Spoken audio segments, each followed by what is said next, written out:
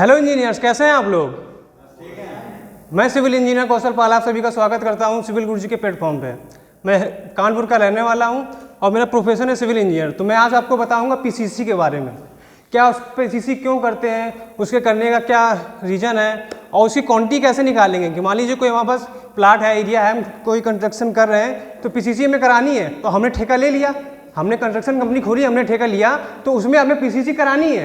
तो पीसीसी कराने के लिए हम ठेका तभी लेंगे जब उसकी हम क्वांटिटी निकाल लेंगे कि हम कितना क्वांटिटी निकालेंगे, कितना हमारा सीमेंट लगेगा, कितना गिट्टी लगेगा, कितना सैंड लगेगा, तभी तो उसी हिसाब से हम रेट देंगे अपने। तो उसके बारे में जानते हैं। तो सबसे पहले हम जानते हैं कि पीसीसी हम क्यों करते हैं। पीसीसी करने का मेन मतलब होता है कि हार्ड स्टेटा प्रोवाइड करना, कि उसके ऊपर ही हम कॉलम खड़ा करेंगे। अब कॉलम को अगर हम बिना पीसीसी के नीचे खड़ा कर देंगे तो कॉलम नीचे धंसने लगेगा मिट्टी में, इसलिए हम सबसे पहले उसमें पीसीसी करते हैं। और पीसीसी करने का मेन मतलब होता है कि उसमें हम हार्ड स्टेटा प्रोवाइड कर सके, उसके बाद उसके ऊपर हम अपना कॉलम कास्ट करेंगे। तो उसके बारे में हमने जान लिया कि पीसीसी क्यों करते हैं। और पीसीसी की जो मिनिमम थिकनेस होती है वो 100 mm होती है। 4 इंची की पीसीसी हम देंगे। अगर ड्राइंग में उसमें दिया है कि 4 इंची से ज़्यादा तो हम उससे ज़्यादा देंगे। अगर उसमें स्पेसिफाइड नहीं किया गया है तो 100 इंची से हम कम नहीं देंगे। 100 इंची तो पीसीसी हमको देनी ही है। 4 इंच मतलब कि 100 mm। तो आप जानते हैं कि इसकी पीसीसी क्यों करते हैं और कैसे करते हैं। इसका सीमेंट, क्योंकि पीसीसी किससे मिलकर बनती है? पीसीसी भी एक प्रकार से कंक्रीट होती है। इसमें मिक्सचर क्या होता है? सीमेंट, सैंड और एग्रीगेट। तो सबसे पहले हम जानेंगे सीमेंट कैसे निकालेंगे, सैंड कैसे निकालेंगे और एग्रीगेट कैसे निकालेंगे। तो आइए जानते हैं पीसीसी के बारे में।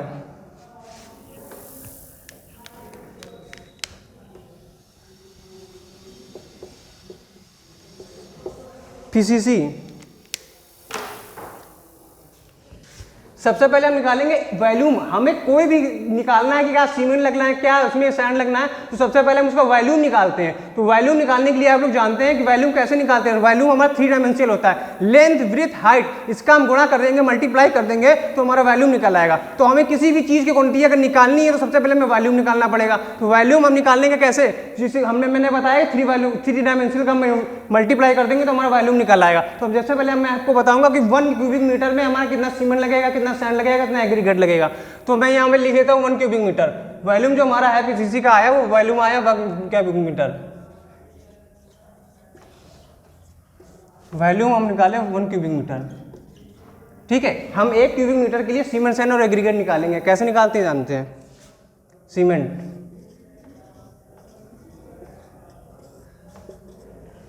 अब आप लोगों ने देखा होगा हमें एक वॉल्यूम के लिए निकालना है 1 क्यूबिक मीटर के लिए। तो सबसे पहले क्या लिखेंगे यहाँ पे 1 इंटू, अब यहाँ पे लिखेंगे 1.54। अब ये 1.54 का आपके मन में आ रहा होगा कहाँ से आ गया, ये कौन सी बला है? तो इसके बारे में जान लेते हैं। इसका मतलब क्या होता है? जैसे कि हमारा कंक्रीट मिल के बना होता है सीमेंट, सैंड और एग्रीगेट। अब यहाँ पे हमने लिखा सीमेंट, ये हमारा है सीमेंट, सीमेंट है ये हमारा। अब सीमेंट के आप लोग ने देखा होगा कंप्रेसिबिलिटी इंडेक्स। कंप्रेसिबिलिटी इंडेक्स क्या होता है? सीमेंट में 0% कंप्रेसिबिलिटी इंडेक्स होता है और सैंड में जो होता है हमारा वो होता है 33 से 34% और एग्रीगेट में होता है 20%। तो अगर हम यहाँ पे लिख देते हैं सैंड में अगर कंप्रेसिबिलिटी इंडेक्स जो है वो 33 to 34% है हमारा। ठीक है, 34% है हमारा। ठीक है ना। और उसके बाद जो हमारा एग्रीगेट होता है, एग्रीगेट में जो हमारा कंप्रेसिबिलिटी इंडेक्स होता है वो होता है 20%। तो हम इसको अगर जोड़ते हैं तो हमारा आता है ये टोटल 53 से 54% तक आ जाता है ये हमारा। ठीक है, टोटल जो हमारा आएगा वो आ जाएगा 53 से 54% तक, ये होता है हमारा। अब इसके एक बार से जान लेते हैं कि ये क्या मतलब क्या हुआ। हमने रट तो लिया लेकिन इसका मतलब क्या हुआ, क्या क्यों होता है, ऐसा होता है। जैसे कि हम लोग देखते हैं कि घर में मम्मी लोग हमारी जब आटा गूंथती हैं तो जब तसले में आटा लिया जाता है तो जब सूखा होता है वो, जिसमें बिना पानी के होता है तो आटा हमको ज़्यादा दिखाई देता है। लेकिन जैसे ही उसको हम पानी डाल के अगर उसको गूंदने लगते हैं तो उसका वॉल्यूम कम हो जाता है। इसी सेम वही चीज़ इसमें भी होती है कि जब हम माल मंगाएंगे, सीमेंट मंगाएंगे और मोरंग मिट्टी मंगाएंगे तो सीमेंट में तो 0% होता है कंप्रेसिबिलिटी इंडेक्स, लेकिन जब उसमें एग्रीगेट और ये हमारा सैंड मिलाएंगे और पानी डाल देंगे तो उसका वॉल्यूम कम हो जाएगा। तो हमें मार्केट से सूखा माल मंगाना है, रॉ मटेरियल हमारा सूखा आएगा, इसलिए हम उसको ड्राई कोएफिशिएंट से मल्टीप्लाई कराते हैं। चूंकि हमारा 54% आया और 100% तो हम किसी भी मानक रूप होता है कि 100%, तो इसमें 54% जोड़ देंगे तो हमारा 154% हो जाएगा। तो 154% को परसेंट हटाएंगे तो 1.54 हमारा आ गया, कि वहां से 1.54 आया। अब 1.54 आ गया हमारा। अब हम 1 क्यूबिक मीटर की निकाल रहे हैं, तो अब ये हमारा इतना ये हो गया। अब इसमें हम लोग क्या करेंगे, अब इसमें ग्रेड हमको दिया होगा, किस ग्रेड का हमको निकालना है। तो मान लीजिए हमें M20 का निकालना है। M20 इसका क्या होता है, 1, 1.5, 3,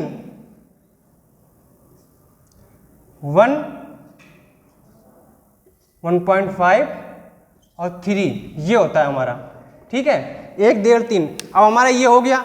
अब इसका अगर हम सम कर देते हैं तो इसका सम कितना आएगा, 3, 4, 4.5, 1, 5.5, 5.5 इसका सम मतलब इसको हमने जोड़ दिया तो ये हमारा इसका सम कितना आ गया, 5.5।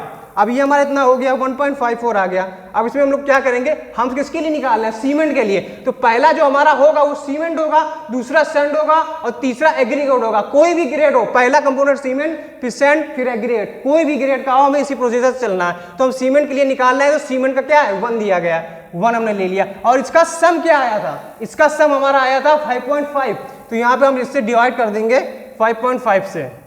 1 हमने यहाँ पे लिया था इसका सीमेंट का और डिवाइड कर देंगे 5.5 से। तो ये जो हमारी वैल्यू आएगा ये किस में आएगा, इसमें अगर हम इसकी डेंसिटी से गुणा कर देते हैं तो डेंसिटी से गुणा करेंगे तो सीमेंट की डेंसिटी कितनी होती है, 1440।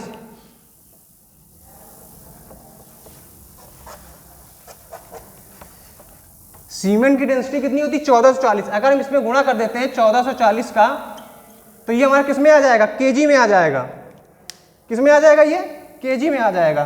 तो केजी में अगर ये हमारा आ जाएगा तो केजी में कितना आएगा, ये 403.2। अगर आप इसको कैलकुलेट करेंगे तो 403.2 ये किस में आ गया, केजी में आ गया। अब केजी में तो हमने निकाल लिया, लेकिन केजी में हम मार्केट से थोड़ी ना मंगाएंगे सीमेंट को, वो तो हम बैग में मंगाएंगे क्योंकि वो बैग में मिलता है। तो एक बैग में हमारा सीमेंट जो आता है वो 50 केजी आता है। तो 50 से हम इसमें डिवाइड कर देंगे, 50 से इसमें डिवाइड कर देंगे तो हमारा जो बैग में आएगा नंबर वो आ जाएगा 8.064। तो इसको हम ले लेंगे 9 बैग, 9 बैग हम सीमेंट में, क्योंकि हम 8.064 को कहाँ से कैसे मंगाएंगे, या तो एक कम करके मंगाए या ज़्यादा करके मंगाए। कम करके मंगाएंगे तो हमको दिक्कत है, ज़्यादा हो जाएगा तो कोई दिक्कत नहीं है। तो 9 बैग हम सीमेंट मंगा लेंगे।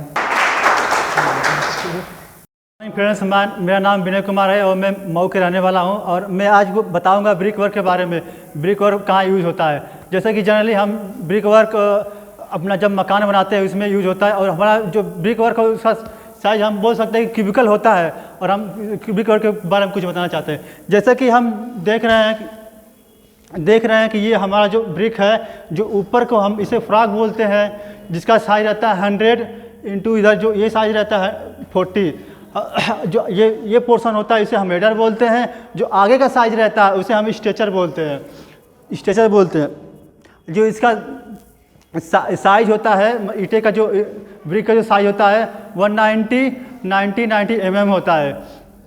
और हम जो बांड होता है 4 प्रकार का बांड होते हैं। एक होता है इंग्लिश बांड होता है, फेमिस बांड होता है, और हेडर बांड होता है, और स्ट्रेचर बांड होता है। पहले हम बता रहे हैं हेडर बांड क्या होता है। हेडर बांड ये होता है जो हम हेड की तरफ जो होता है उसे लगाते हैं, मतलब एक तरफ हेडर लगता है, फिर दूसरी तरफ भी हेडर लगता है। जो स्ट्रेचर बांड होता है पूरा एक तरफ जो सीधे मतलब स्ट्रेचर लगा चले जाते हैं।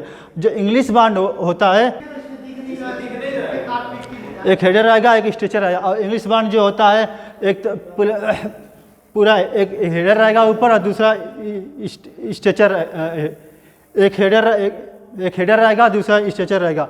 और हम बता रहे हैं कि इसका क्वालिफिकेशन क्या होता है कि 4 प्रकार का होता है। एक जैसे कि फर्स्ट, सेकेंड, थर्ड, फोर्थ। पहले क्या होता है, पहला जब हम उसको टेस्ट करते हैं तो उसका वाटर एब्रेजेशन होता है 15% होता है, और जो उसका स्ट्रेंथ होता है 10 न्यूटन प्रति mm स्क्वायर होता है। और इसका कलर होता है रेड होता है, और जो इसका साउंडनेस, जब हम ब्रिक को टकराएंगे तो मटेरियल आवाज़ आता है इसका। और जो सेकेंड क्लास का ब्रिक होता है उसका वाटर एब्रेजेशन 20% होता है, और जो स्ट्रेंथ होता है 7.5 न्यूटन प्रति mm होता है। और जो उसका साउंडनेस होता है वो थोड़ा सा मेटलेस होता है। और जो उसका कलर होता है तो रेड से थोड़ा रंग ऑरेंज की तरफ जाता है। और जो थर्ड क्वालिटी का ब्रिक होता है उसका हमारा जो वाटर रेजिस्टेंस 25% होता है और स्ट्रेंथ जो स्ट्रेंथ होता है 3.5 होता है, न्यूटन प्रति mm² होता है। और जो इसका कलर होता है मतलब ऑरेंज हो जाता है, मतलब कि ऑरेंज मतलब पीला टाइप होने लगता है। और जो साउंडनेस होता है थक होता है उसका, और जो थक जैसा साउंड होता है। और जो 4th क्लास का ब्रिक होता है उसे हम कह सकते हैं कि झावा, जैसे हम शब्द में बोल सकते हैं झावा टाइप, उसका कोई साइज नहीं होता है, टेढ़े मेढ़े होता है, कभी काला होता है, कभी ज़्यादा रेड हो जाता है। तो बस sir. Presenting Civil Guruji app available in Google Play Store. Download now.